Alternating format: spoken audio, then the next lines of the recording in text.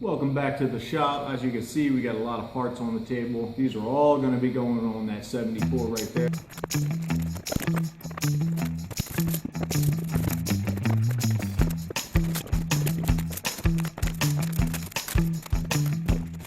Can't forget the most awesome part.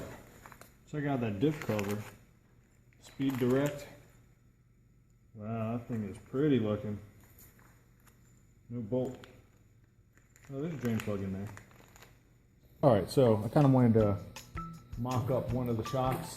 I've actually taken it apart and putting anti-seize on the threads only. They're actually really nice. So when you get the shock, it'll be compressed. You just have to separate it, pull it up. First thing you want to install is this lock collar. You have a ridge side, you want that facing up. Secondly, you want to put your spring retainer. They want it to be an inch compressed on the spring, so that's going to put us in this region right here. So after I get that on, you can stick your thrust bearing. You don't put any oil on this because otherwise it'll just gather dirt and get all gritty. But stick your thrust washer on, followed by, you have a flat steel, you have your bearing, Torrington bearing, and then another flat washer.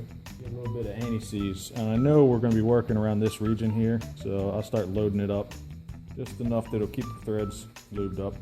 Now we can actually go ahead and drop the spring on. I like to take pride in my work, so I'm going to line the logo up. I don't think you absolutely have to, but the logo can go facing upward. Then you're going to install this top spring retainer that goes on that. The whole assembly basically gets adjusted up now.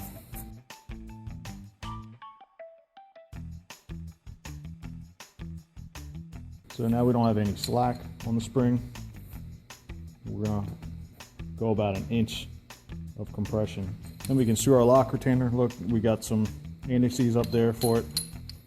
So go ahead and get that set up like that. And that's pretty much how you set them up. So, when they're in the car, then we'll do some final adjustments on them.